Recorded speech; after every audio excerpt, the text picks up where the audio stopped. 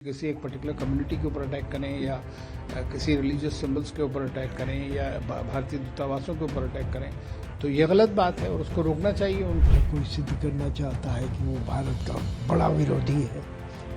दूसरा, इस्लाम के प्रति पुनर्जागृति, भारत विरोध की, हिंदू विरोध की और एंटी माइनॉरिटी फीलिंग जो है वो बढ़ती जा रही है।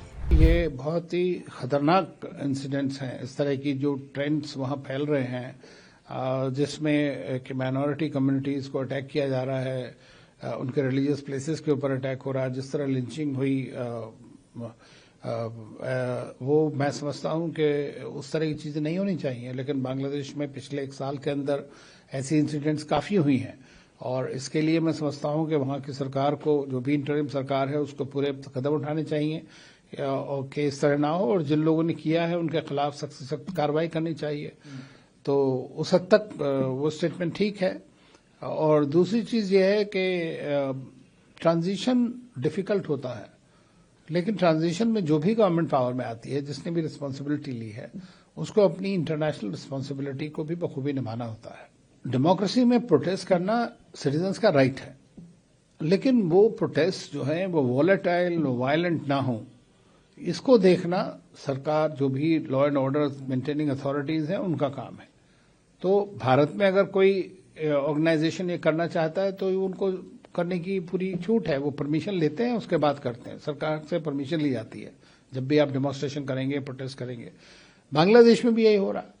प्रोटेस्ट तो वहां बहुत ज्यादा हो रहे हैं, लेकिन उन प्रोटेस्ट अगर उसके बाद अगर वो इस तरह करें कि किसी एक पर्टिकुलर कम्युनिटी के ऊपर अटैक करें या किसी रिलीजियस सिंबल्स के ऊपर अटैक करें या भारतीय दूतावासों के ऊपर अटैक करें, तो ये गलत बात है और उसको रोकना चाहिए उनको। वो उनका कर्तव्य है, वहां की सरकार का। बांग्लादेश के साथ जो पिछले 50 साल के बनाए हुए अच्छे संबंध हैं,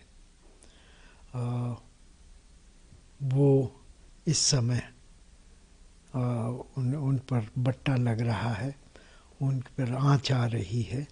और ऐसा सोचा जाना चाहिए कि एक चुनावों को लेकर के सरगर्मी जो चल रही है, वो एक प्रतिस्पर्धात्मक भारत विरोध की लहर वहाँ पर बांग्लादेश में व्याप्त है।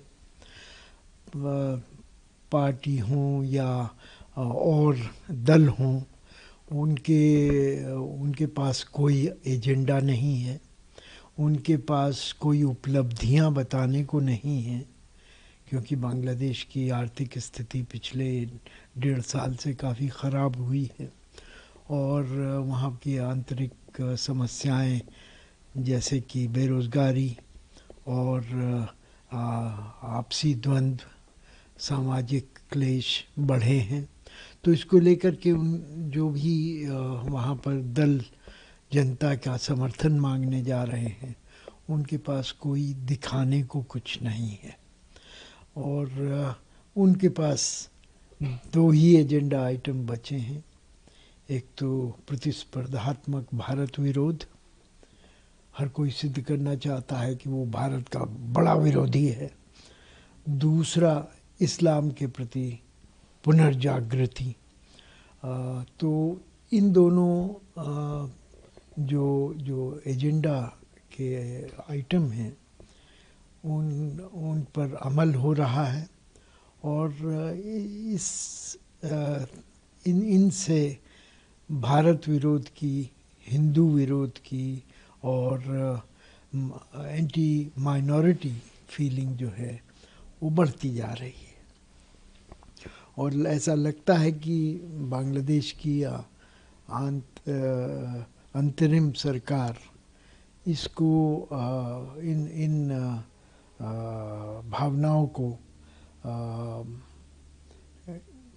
रोकने में असमर्थ रही है और कुछ हद तक ये भी माना जाता है कि बांग्लादेश की सरकार इन भावनाओं को हवा दे रही है। तो ये सब देखते हुए जो शेख हसीना ने कहा है वो विचारणीय है और उसमें काफ़ी जो है सक्षम तरीके से उन्होंने अपनी वेदना व्यक्त की है। सच की दुनिया खामोश नहीं रहती, और जब सवालों की आग बुझने लगे तब लौटता है वो।